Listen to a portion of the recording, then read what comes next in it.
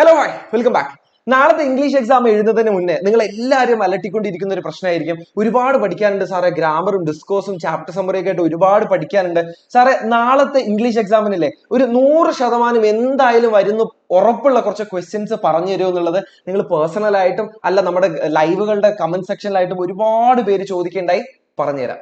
അതിൽ ഒന്നാമതായിട്ട് നിങ്ങൾ ഉറപ്പായിട്ടും കാണാൻ പോകുന്ന ഒരു ക്വസ്റ്റ്യൻ ആയിരിക്കും അപ്രിസിയേഷൻ നോട്ട് എന്ന് പറയുന്നത്. സോ ഇതൊരു പ്രിഡിക്ഷൻ വീഡിയോ അല്ല, ഇത് എങ്ങനെയാണ് നിങ്ങൾ ആ ക്വസ്റ്റ്യൻസ് ഒക്കെ എഴുതേണ്ടത് എന്നുള്ളതാണ് ഞാൻ പറഞ്ഞു തരുന്നത്. അപ്രിസിയേഷൻ എന്തായാലും വരും, അതുകൊണ്ട് തന്നെ ഒരു അപ്രിസിയേഷൻ എങ്ങനെയാണ് എഴുതേണ്ടത് എന്നുള്ളതാണ് ഞാൻ ആദ്യം പറഞ്ഞു തരുന്നത്. ഒന്നില്ലേ, നമ്മൾ ഒരു പാരഗ്രാഫിലായിട്ട് ഒരു ഇൻട്രൊഡക്ഷൻ കൊടുക്കണം. ആ ഇൻട്രൊഡക്ഷനിൽ എന്തൊക്കെ കാര്യങ്ങൾ വരണം എന്നറിയോ? ആ പോയത്തിന്റെ ടൈറ്റിൽ വരണം, ആ പോയറ്റിന്റെ പേര് വരണം ഒന്നാമതായിട്ട്. രണ്ടാമതായിട്ട് നിങ്ങൾ ശ്രദ്ധിക്കേണ്ടത് അതിന്റെ ഒരു സെൻട്രൽ തീം എന്താണെന്നുള്ളത് ഒരൊറ്റ സെന്റൻസിൽ നമ്മൾ എഴുതണം. പേടിക്കണ്ട കേട്ടോ, ഇതിന്റെ എക്സാമ്പിൾ സഹിതം ഞാൻ പറഞ്ഞുതരാം. ഇതിൽ എന്തൊക്കെ വേണം എന്നുള്ളത് ചുരുക്ക സമയം കൊണ്ട് ഞാനൊന്ന് പറഞ്ഞുതരാം. അതുപോലെ തന്നെ നിങ്ങൾക്ക് ഇത് വായിക്കുന്ന സമയത്ത് എന്താണ് ആദ്യം മനസ്സിലേക്ക് വന്നത് അതൊരു വാക്കിൽ നമുക്ക് പറയാൻ പറ്റണം. പവർഫുൾ ആണോ, തോട്ട് പ്രൊവോക്കിംഗ് ആണോ, മൂവിങ് ആണോ, ഓർ ഇമോഷണലി എൻടാങ്. അത്ര വലിയ വേർഡുകളൊന്നും നിങ്ങൾ നോക്കണ്ട. ഇമോഷണലി മൂവിങ് എന്ന് പറഞ്ഞാലും മതി, ഇമോഷണലി മൂവിങ് എന്ന് പറഞ്ഞാലും മതി. ഓക്കെ. പിന്നെ നമ്മൾ മെയിൻ ആയിട്ടല്ലേ അപ്രിസിയേഷൻ നോട്ടിൽ മെയിൻ ആയിട്ട് എഴുതേണ്ട കാര്യം എന്ന് പറഞ്ഞാൽ ആ പോയത്തിന്റെ ഒരു അനാലിസിസ് ആണ്. അതിലുള്ള തീമുകൾ, ഐഡിയാസ് ഒക്കെ പറയണം, ഓരോ സ്റ്റാൻസയിലും വരുന്ന കാര്യങ്ങളൊക്കെ പറയണം. അതുപോലെ അതിൽ യൂസ് ചെയ്തിരിക്കുന്ന ലാംഗ്വേജ് ഏത് ഭാഷയിലാണ് എഴുതിയതെന്നല്ല, ആ ഭാഷ എങ്ങനെയാണ് എഴുതിയതെന്നുള്ള, സിമ്പിൾ ലാംഗ്വേജിലാണോ അതോ ഒരു കൊളോക്കിയൽ ലാംഗ്വേജിലാണോ ഓൾഡ് ഇംഗ്ലീഷിലാണോ, അങ്ങനെയൊക്കെയാണ് ലാംഗ്വേജ് കൊണ്ട് ഉദ്ദേശിക്കുന്നത്. അതിനൊരു സ്റ്റൈൽ ഉണ്ടാവും, അതിനൊരു ഫോം ഉണ്ടാവും, അതിനൊരു സ്ട്രക്ചർ ഒക്കെ ഉണ്ടാവില്ലേ. ചിലത് സ്റ്റാൻസയിലായിരിക്കും, 4 വരിയുടെ സ്റ്റാൻസയിലായിരിക്കും, ചിലതിന് ഒരു സ്റ്റാൻസ ഒന്നും ഉണ്ടാവില്ല, ഒരു ഫ്രീ ഫോമിലായിരിക്കും ഉണ്ടാവുക. അതുപോലെ അതിൽ യൂസ് ചെയ്തിരിക്കുന്ന പോയറ്റിക് ഡിവൈസുകൾ, ഇത്രയാണ് നമ്മൾ അനാലിസിസിൽ കൊടുക്കേണ്ടത്.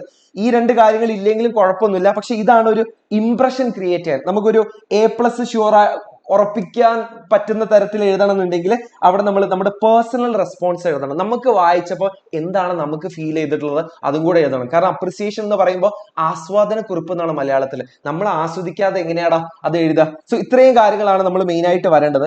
ഏറ്റവും സാധ്യതയുള്ള ഒരു അപ്രിസിയേഷൻ നോട്ടാണ് നമ്മുടെ മദർ ടു സൺ എന്ന് പറയുന്നത്. Mother to son. അതുകൊണ്ടാണ് ഞാൻ ഇന്നത് ഹാൻഡ് പിക്ക് ചെയ്ത് കൊണ്ടുവരുന്നത്. സോ ഇതിലുള്ള ബാക്കിയുള്ള എല്ലാ ക്വസ്റ്റ്യനും നാളെ വരാൻ പോകുന്ന ക്വസ്റ്റ്യൻ ആയിരിക്കും എന്നല്ല ഞാൻ പറയുന്നത്. ഓരോ ഡിസ്കോഴ്സുകളും നിങ്ങൾ എന്തൊക്കെ കാര്യങ്ങൾ അറിഞ്ഞിരിക്കണം എന്നുള്ളതാണ് ഞാൻ പറഞ്ഞു തരുന്നത്. ഒന്ന്, മദർ ടു സൺ എന്ന് പറയുന്നത് ലാങ്സ്റ്റൺ ഹ്യൂഗ്സ് എഴുതിയിട്ടുള്ള ഒരു കവിതയാണ്. അപ്പൊ പോയറ്റിന്റെ പേരായി. ഇനി ഒരൊറ്റ വാക്കിലില്ലേ, ഒരൊറ്റ സെന്റൻസിൽ ഞാൻ അതിന്റെ തീം എന്താണെന്നാണ് പറയുന്നത്. Mother who gives advice to her beloved son എന്നുള്ളതാണ് അതിന്റെ തീം. അല്ലെങ്കിൽ a metaphor between a mother's life and a crystal stair in order to show that her life has not been easy. അമ്മയുടെ ജീവിതം അത്ര എളുപ്പമായിരുന്നില്ല, അത്ര luxurious ആയിരുന്നില്ല, അത്ര comfortable ആയിരുന്നില്ല എന്ന് പറയാൻ വേണ്ടിയിട്ട് ഇവിടെ ഒരു പളുങ്ക് കോവണിയുമായിട്ട് അല്ലെങ്കിൽ ഒരു ചില്ലിന്റെ കോണിപ്പടികളുമായിട്ട് ഒരു മെറ്റഫർ കൊടുത്തിട്ടുണ്ട്. ഇത് മകന് പറഞ്ഞു കൊടുക്കുന്ന ഒരു ഉപദേശമാണ്. ഇതിൽ കമ്പാരിസൺസ് വരുന്നുണ്ട്. ടാക്സ്, സ്പ്ലിൻഡേഴ്സ്, മരച്ചീളുകള്, ആണികള്, ഇത്രയും കാര്യങ്ങൾ അതിലുള്ള തീമുകളാണ്. പിന്നെ വരുന്നത് ഓരോ സ്റ്റാൻസയിലും പറയുന്ന അതിലുള്ള ഐഡിയാസ് ആണ്, എന്തൊക്കെ കാര്യങ്ങളാണ് പറയുന്നത്. ഇതിന്റെ ഡീറ്റെയിൽഡ് ആയിട്ട് ഞാൻ ഒരു അപ്രിസിയേഷൻ, ഇതിന്റെ ഒരു അപ്രിസിയേഷൻ, മദർ ടു സൺന്റെ അപ്രിസിയേഷൻ ഞാൻ കൊടുത്തിട്ടുണ്ട്, ഒരു സെപ്പറേറ്റ് വീഡിയോ. അത് നിങ്ങൾക്ക് പോയി കാണാവുന്നതാണ്. സോ ഇതിൽ ഞാൻ എന്തൊക്കെ കാര്യങ്ങളാണ് വരേണ്ടത് എന്നുള്ളതാണ് പറഞ്ഞു തരുന്നത്. ഇതൊരു ഫ്രീ വേഴ്സ് പോയമാണ് എന്ന് വെച്ചാൽ ഇതിന്റെ സ്ട്രക്ചർ ആണ് പറഞ്ഞത്, അല്ലെങ്കിൽ ഇതിന്റെ സ്ട്രക്ചർ അല്ലെങ്കിൽ സ്റ്റൈലാണ്. ഇതിനൊരു റെഗുലർ റിതം ഇല്ല. ഇനി എന്ത് ലാംഗ്വേജ് ആണ് യൂസ് ചെയ്തേണ്ടത് എന്നുള്ളത് നമ്മൾ എഴുതാൻ പറഞ്ഞിരുന്നു. കൊളോക്കിയൽ ലാംഗ്വേജ് ആണ്, ഇൻഫോർമൽ ലാംഗ്വേജ് ആണ്. ഒരു ആഫ്രിക്കൻ അമേരിക്കൻ ഇംഗ്ലീഷിലാണ് എഴുതിയിരിക്കുന്നത്. അതിന് എക്സാമ്പിൾ ആണ് ഐസ് എന്ന് പറയുന്നത്. ഈസ് എന്നൊക്കെ പറയുന്നത് ഒരു കൊളോക്കിയൽ ആഫ്രോ അമേരിക്കൻ ലാംഗ്വേജിലാണ് എഴുതിയിരിക്കുന്നത്. ഇത് എന്തിനു വേണ്ടിയിട്ടാ? To give an interpretation that the mother was an African American എന്ന് പറയാൻ വേണ്ടിയിട്ടാണ്. ഇതിൽ വേറെ പോയറ്റിക് ഡിവൈസുകളൊന്നും കാര്യമായിട്ട് കൊടുത്തിരിക്കുന്നില്ല. ഈ ഒരു മെറ്റഫർ മാത്രമേ അതിൽ യൂസ് ചെയ്തിട്ടുള്ളൂ. പിന്നെ നമുക്ക് വരാൻ സാധ്യതയുള്ളതാണ് Q&A എന്ന് പറയുന്നത്. Q&A വരാൻ സാധ്യതയുള്ളതാണ്. മദർ ടു സൺ എന്ന് നിങ്ങൾക്ക് അപ്രിസിയേഷൻ വന്നില്ലെങ്കിൽ എന്തായാലും Q&A എങ്കിലും ഈ ഒരു ചാപ്റ്ററിൽ നിന്ന് വന്നിരിക്കും. മറ്റൊന്ന്, സോ അപ്രിസിയേഷൻ എന്ന് പറയുന്നതില്ല സാധാരണഗതിയിൽ 6 മാർക്കിന് അല്ലെങ്കിൽ 8 മാർക്കിന് എന്തായാലും ചോദിക്കാൻ പോകുന്ന ഒരു ക്വസ്റ്റ്യൻ ആയിരിക്കും. 6 മാർക്കിന് അല്ലെങ്കിൽ 8 മാർക്കിന്. മറ്റൊരു ക്വസ്റ്റ്യൻ ആണ് 6 മാർക്കിന് ചോദിക്കാൻ പോകുന്ന റിവ്യൂ റൈറ്റിംഗ് എന്ന് പറയുന്നത്. അപ്പൊ റിവ്യൂ റൈറ്റിംഗിൽ എന്തൊക്കെ കാര്യങ്ങൾ വേണം? റിവ്യൂ റൈറ്റിംഗ് എന്ന് വെച്ചാൽ നമ്മൾ സാധാരണഗതിയിൽ ഷോർട്ട് സ്റ്റോറി, നമ്മൾ പഠിച്ചിട്ടുള്ള ചെറുകഥകളെ കുറിച്ചിട്ടായിരിക്കും റിവ്യൂ എഴുതാൻ വേണ്ടി പറയാം. അതിൽ നമ്മൾ ആകെ കഥയെ കുറിച്ചിട്ടുള്ള കുറച്ച് ബേസിക് ആയ കാര്യങ്ങൾ ഉൾപ്പെടുത്തിക്കൊണ്ടാണ് എഴുതേണ്ടത്. ഒന്ന്, അതിന്റെ പ്ലോട്ട് എന്താണെന്നുള്ളത്, അതിന്റെ കഥ എന്താണെന്ന് ചുരുക്കിയിട്ട് പറയാം. Briefly describe the main events. നടന്ന കാര്യങ്ങളൊക്കെ, മെയിൻ ആയിട്ട് നടന്ന കാര്യങ്ങളൊക്കെ പറയാം. അപ്പൊ അഡ്വഞ്ചേഴ്സിന്റെ ബാനിയൻ ട്രീയിലാണെന്നുണ്ടെങ്കിൽ നമ്മൾ അവിടെ ഗ്രാൻഡ് ഫാദറിന്റെ വീടിനെ കുറിച്ച്, അവിടുത്തെ ബാനിയൻ ട്രീയെ കുറിച്ച്, അവിടെ ഫിഗ് സീസൺ ആയാൽ എന്ത് സംഭവിക്കും എന്നുള്ളതിനെ കുറിച്ച്, കോബ്ര ആൻഡ് മംഗൂസ് തമ്മിലുള്ള ഫൈറ്റിനെ കുറിച്ച്, 3 ബേബി സ്ക്വിറൽ, ഇത്രയും കാര്യങ്ങളാണ് അവിടുത്തെ മെയിൻ ഇവന്റ്സ് എന്ന് പറയുന്നത്. ഇനി അതിലുള്ള ക്യാരക്ടേഴ്സ്, ഇപ്പൊ നമ്മൾ പറഞ്ഞ കഥയിൽ തന്നെ ഗ്രാൻഡ് ഫാദർ ഉണ്ട്, മൈന ഉണ്ട്, ക്രോ ഉണ്ട്, അതുപോലെ തന്നെ ഒരു കോബ്ര ഉണ്ട്, അതുപോലെ തന്നെ ഒരു മംഗൂസ് ഉണ്ട്. സോ അതിലുള്ള ക്യാരക്ടേഴ്സിനെ കുറിച്ച് പറയാം. പിന്നെ അതിലുള്ള തീമുകൾ എന്തൊക്കെയാണെന്ന്, നേച്ചറിനെ കുറിച്ചിട്ടാണോ പറയുന്നത്, എംപതിയെ കുറിച്ചിട്ടാണോ പറയുന്നത്, മദർഹുഡിനെ കുറിച്ചിട്ടാണോ, ലൈഫിലെ സ്ട്രഗിൾസിനെ കുറിച്ചിട്ടാണോ, എന്തിനെ കുറിച്ചിട്ടാണോ പറയുന്നത്, അത് മെയിൻ ആയിട്ട് തീമുകളെ കുറിച്ച് പറയാം. ഇനി അതിന്റെ സ്റ്റൈലിനെ കുറിച്ച് അത്ര ഇമ്പോർട്ടന്റ് അല്ലെങ്കിലും സ്റ്റൈൽ നമുക്ക് അവിടെ പറയാം. അതിന്റെ ഒരു റൈറ്റിംഗ് സ്റ്റൈൽ സിമ്പിൾ ആയിട്ടാണോ എഴുതിയത്, അതോ കുറച്ച് കൊളോക്കിയൽ ആയിട്ടാണ്. നമ്മൾ നേരത്തെ ഒരു കവിത കണ്ടു, കവിതകൾക്ക് സാധാരണ നമ്മൾ റിവ്യൂ എഴുതാറില്ല, എന്നാലും എഴുതുന്നതിന് ഒരു സ്റ്റൈല് നമുക്ക് പറയാൻ വേണ്ടി പറ്റും. ഇതിലുള്ള ഏറ്റവും മെയിൻ ആയിട്ടുള്ള പാർട്ട് എന്ന് പറയുന്നത് നമ്മുടെ ഒപ്പീനിയൻ പറയുന്നതാണ്. ജസ്റ്റ് ലൈക്ക് ഒരു കവിതക്ക് നമ്മൾ അപ്രിസിയേഷൻ നോട്ട് എഴുതുന്ന പോലെയാണ് നമ്മൾ ഒരു കഥക്ക് റിവ്യൂ എഴുതുന്നത്. അപ്പൊ ഇത്രയും കാര്യങ്ങൾ നിങ്ങൾ ശ്രദ്ധിച്ചാൽ മതി. റെക്കമെൻഡേഷൻ ഒന്നും നിങ്ങൾ എഴുതണ്ട. സോ ഗിവ് യുവർ ഒപ്പീനിയൻ, അതുവരെ നിങ്ങൾ എഴുതിയാൽ മതി. സോ ഇവിടെ ഒരു ക്വസ്റ്റ്യൻ നോക്കിക്കോ, write a review on the short story scholarship jacket. So scholarship ജാക്കറ്റിന്റെ റിവ്യൂ എഴുതാനാണ് നമ്മളോട് പറഞ്ഞിരിക്കുന്നത്. അപ്പൊ അതിലുള്ള ക്യാരക്ടേഴ്സ് ആരൊക്കെയാണ്, അതിലുള്ള ഇവന്റുകൾ എന്തൊക്കെയാണ് അവിടെ സംഭവിച്ചത്, അത് ഒടുക്കം എന്ത് സംഭവിച്ചു, നമ്മുടെ ഒപ്പീനിയൻ ആണ്. ഇൻ ദി എൻഡ് എന്ന് പറഞ്ഞിട്ട് ഒടുക്കം എന്ത് സംഭവിച്ചു എന്ന് നമുക്ക് പറയാൻ വേണ്ടി പറ്റും. അതുപോലെ തന്നെ ഇതിലുള്ള തീമുകൾ എന്താണെന്നുള്ളതും നമ്മൾ എഴുതി കഴിഞ്ഞാൽ നമ്മുടെ ഉത്തരമായി. സോ ഇതൊരു മെയിൻ ക്വസ്റ്റ്യൻ ആയിരിക്കും റിവ്യൂ എഴുതാന്ന് പറയുന്നത്. റിവ്യൂ എഴുതാന്ന് വെച്ചാൽ ഇത്രയേ ഉള്ളൂ. അതായത് നമ്മളൊരു കവിതക്ക് അപ്രിസിയേഷൻ എഴുതുന്ന പോലെ, പോയത്തിന് അപ്രിസിയേഷൻ എഴുതുന്ന പോലെ കഥക്ക് ഒരു റിവ്യൂ എഴുതാണ്. അതിലുള്ള പ്ലോട്ട് അല്ലെങ്കിൽ ഇവന്റുകൾ, അതിൽ നടന്ന കാര്യങ്ങൾ, അതിലുള്ള ക്യാരക്ടേഴ്സ്, അതിലുള്ള തീമുകൾ, അതിന്റെ സ്റ്റൈൽ, എഴുതിയ ഒരു സ്റ്റൈൽ, പിന്നെ നമ്മുടെ ഒരു ഒപ്പീനിയൻ പറയാം. ഇത്രയേ ഉള്ളൂ റിവ്യൂ എന്ന് പറയുന്നത്. നിങ്ങളുടെ റെഫറൻസിന് വേണ്ടിയിട്ട് ഒരു റിവ്യൂ ഞാൻ ഇവിടെ കൊടുക്കുന്നുണ്ട്. നിങ്ങൾക്ക് ഇത് ഡൗൺലോഡ് ചെയ്യാം, നിങ്ങൾക്ക് അത് പഠിക്കാവുന്നതാണ്. ഇനി മറ്റൊരു ഇമ്പോർട്ടന്റ് ആയിട്ടുള്ള ഗ്രാമർ ക്വസ്റ്റ്യൻ ആയിരിക്കും ഡയലോഗ് കംപ്ലീഷൻ എന്ന് പറയുന്നത്. ഡയലോഗ് കംപ്ലീഷൻ എന്ന് പറയുന്നത് ഒരൊറ്റ ക്വസ്റ്റ്യൻ അല്ല. ഇത് നമ്മളോട് ഒരു 5 മുതൽ 6 മാർക്കിന് വരെ ചോദിക്കുന്ന ഒരു സീരീസ് ഓഫ് ഗ്രാമർ ക്വസ്റ്റ്യൻസ് ആണ്. അതിൽ നമുക്ക് ക്വസ്റ്റ്യൻ ടാഗുകൾ കാണാം, WH ക്വസ്റ്റ്യൻസ് കാണാം, യെസ് ഓർ നോ ക്വസ്റ്റ്യൻസ് കാണാം, ഇഫ് ക്ലോസ് കാണാൻ വേണ്ടി പറ്റും, ഹാഡ് ബെറ്റർ കാണാൻ വേണ്ടി പറ്റും. സോ ഇതിന്റെ എല്ലാം ഡെഡിക്കേറ്റഡ് ആയിട്ടുള്ള ഒരു വീഡിയോ ചെയ്തിട്ടുണ്ട്.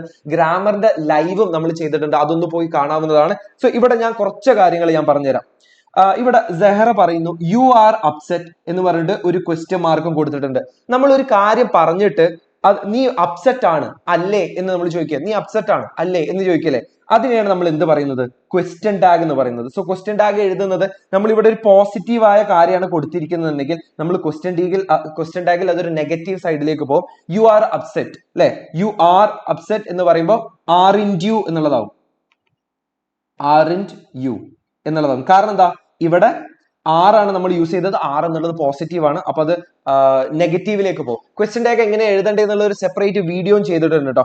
പിന്നെ ഇവിടെ ഒരു ലോങ് ഡാഷും ക്വസ്റ്റ്യൻ മാർക്കും കണ്ടിട്ടുണ്ട്.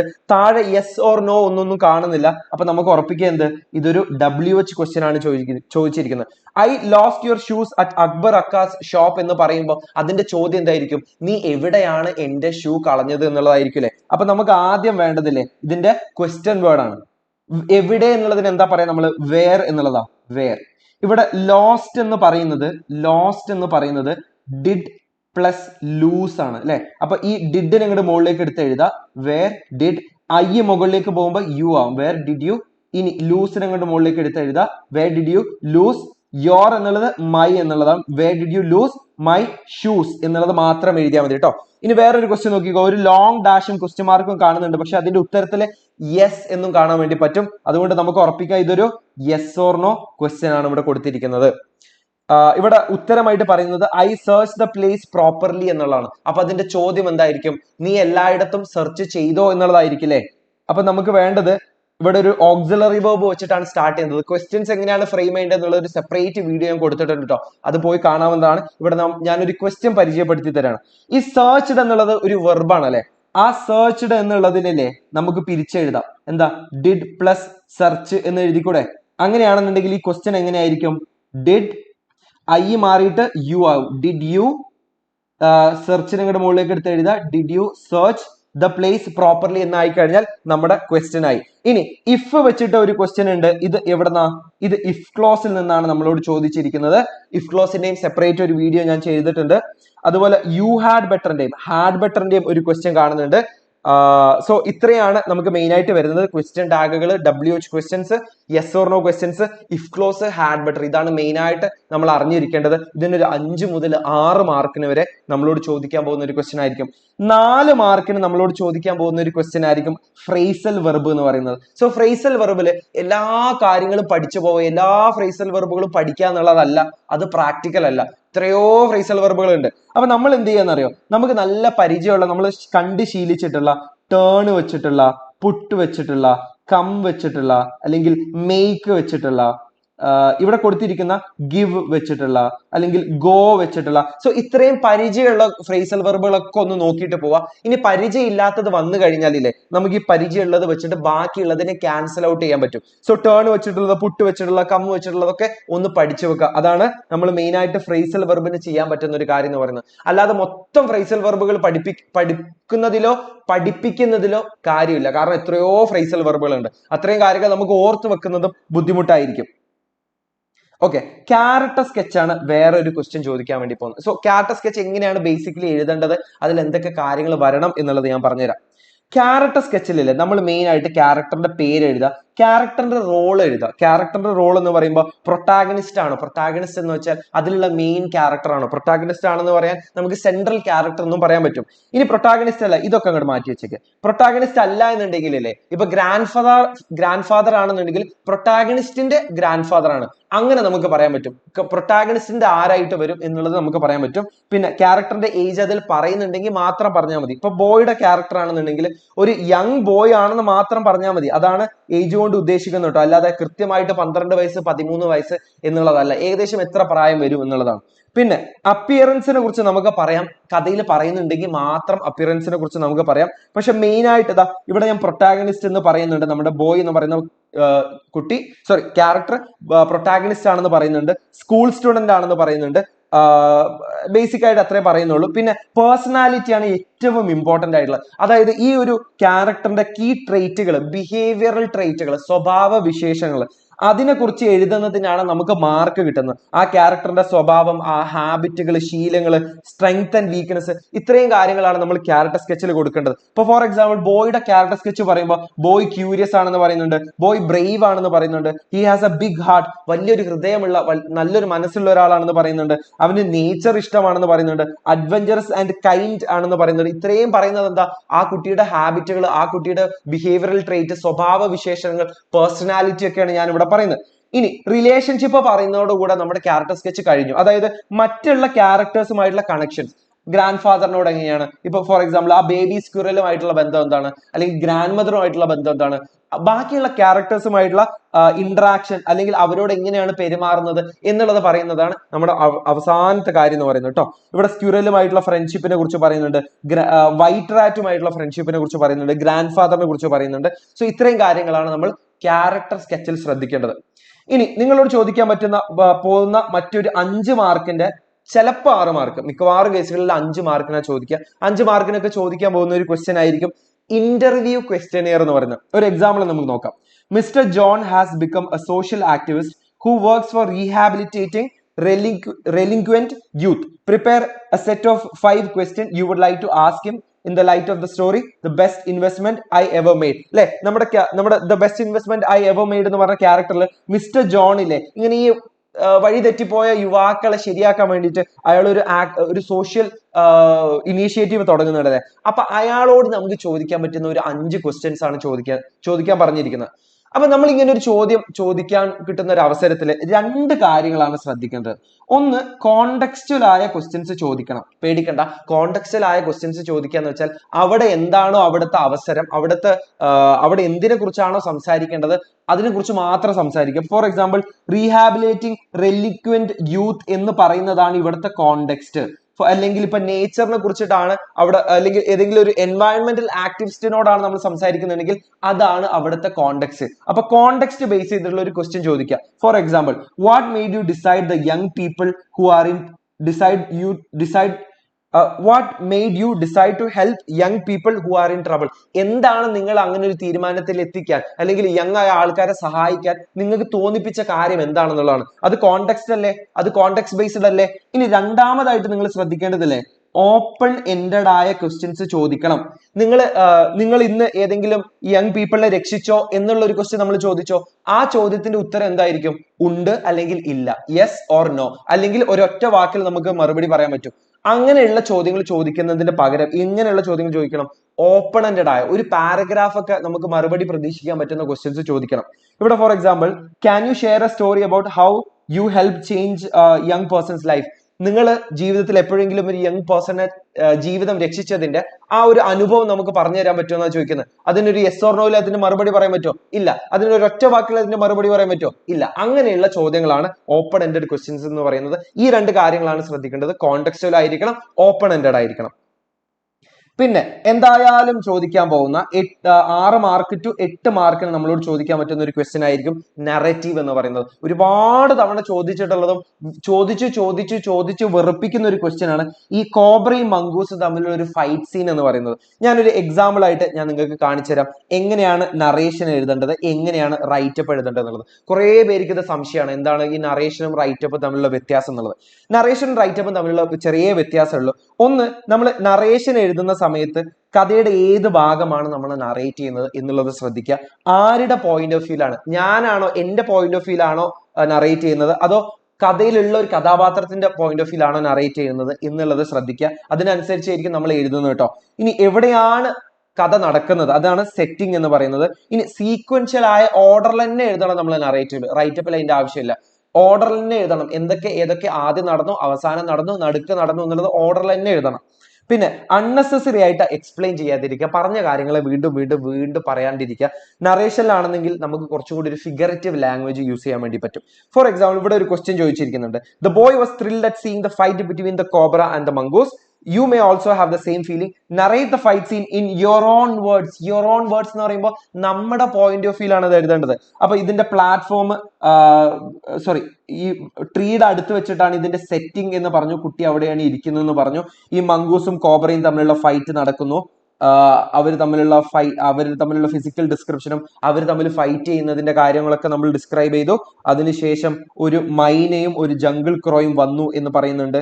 അതുപോലെ ഈ the crow was trying to turn around when it was struck by the cobra. ഈ ക്രോ ചത്തുപോയ കാര്യം പറയുന്നുണ്ട്.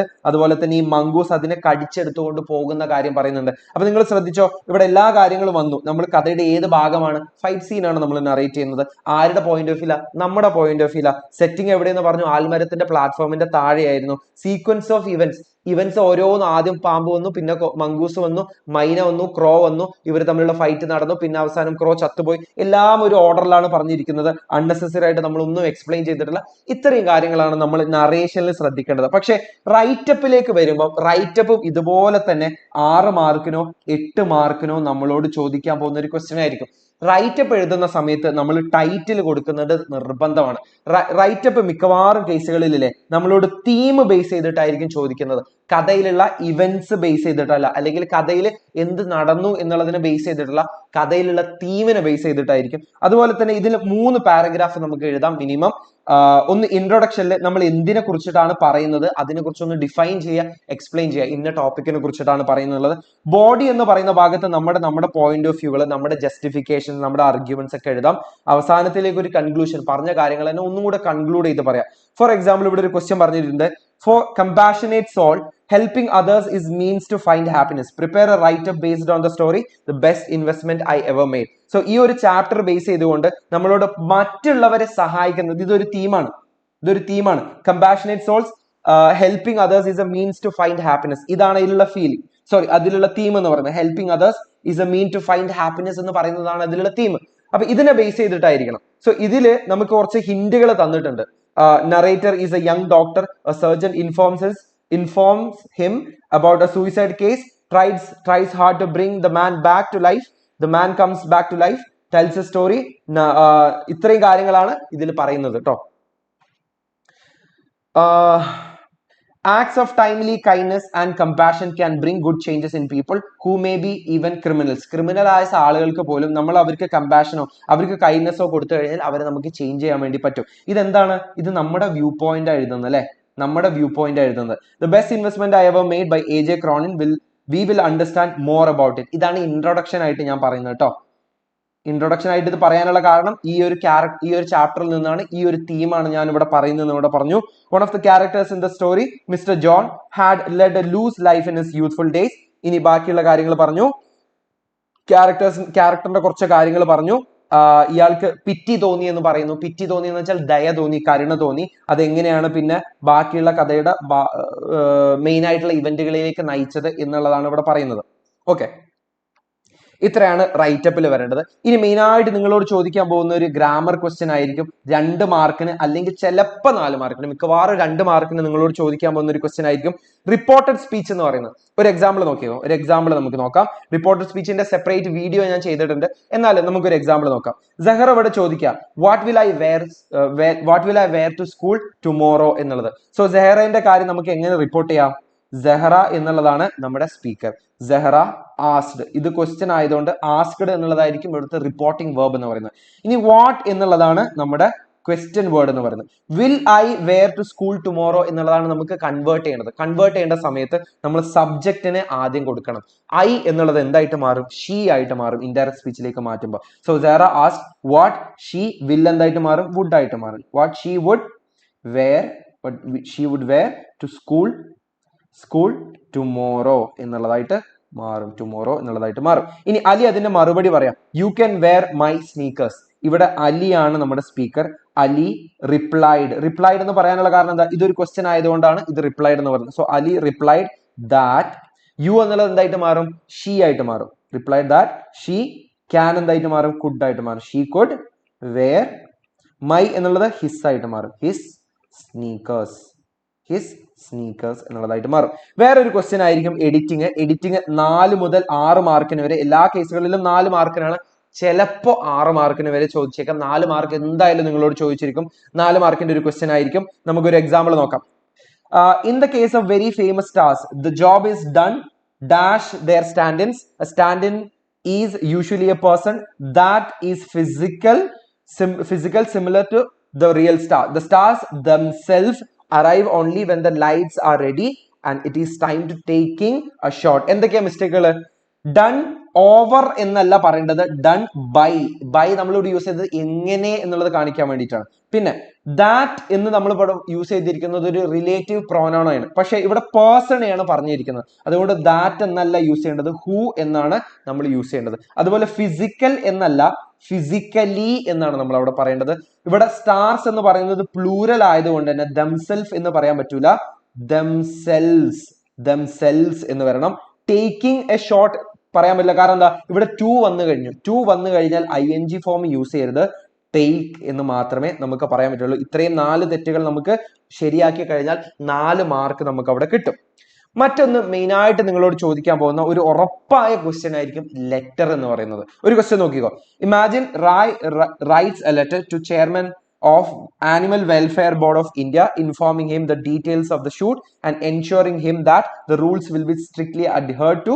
Draft the likely letter. So letter 2 ടൈപ്പിൽ ചോദിക്കും. ഒന്ന് ഇൻഫോർമൽ ആയിരിക്കും, മറ്റൊന്ന് ഫോർമൽ ആയിരിക്കും. എങ്ങനെയാ നമുക്ക് വ്യത്യാസം മനസ്സിലാക്കുക? നമ്മുടെ ടീച്ചർക്ക് എഴുതുന്ന, അല്ലെങ്കിൽ നമ്മളൊരു കംപ്ലൈന്റ് ലെറ്റർ എഴുതുന്ന, നമ്മളൊരു പോലീസുകാരന് എഴുതുന്ന, നമ്മൾ ഏതെങ്കിലും ഒരു അതോറിറ്റിക്ക് എഴുതുന്ന, ഇപ്പൊ ഫോർ എക്സാമ്പിൾ ഇവിടെ ആനിമൽ വെൽഫെയർ ബോർഡിനാണ് എഴുതുന്നത്, ഇങ്ങനെയുള്ളതൊക്കെ എന്തായിരിക്കും?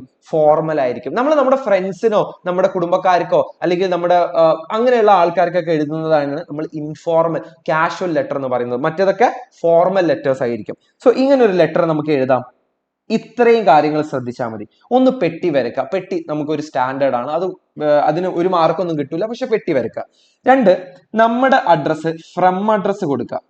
ഫ്രം അഡ്രസ് കൊടുക്കുക. Name and address of the sender. ഇനി ഡേറ്റ് കൊടുക്കലാണ് രണ്ടാമത്തെ കാര്യം. ഇനി ടു അഡ്രസ്, ആരിലേക്കാണ് ഇത് എഴുതുന്നത് എന്നുള്ളതാണ് രണ്ടാമതായിട്ട് ശ്രദ്ധിക്കേണ്ടത്. സോ ഇവിടെ ക്വസ്റ്റ്യനിൽ പറഞ്ഞിട്ടുണ്ട് animal welfare board of India ആണെന്നുള്ളത്. അപ്പൊ അത് കൃത്യമായിട്ട് എഴുതണം. ആനിമൽ വെൽഫെയർ ബോർഡ് എന്നുള്ളത് കൃത്യമായിട്ട് എഴുതണം. അതിന്റെ ചെയർമാൻ ആണെന്നും ഇവിടെ പറയുന്നുണ്ട്. ആർക്കാണ്?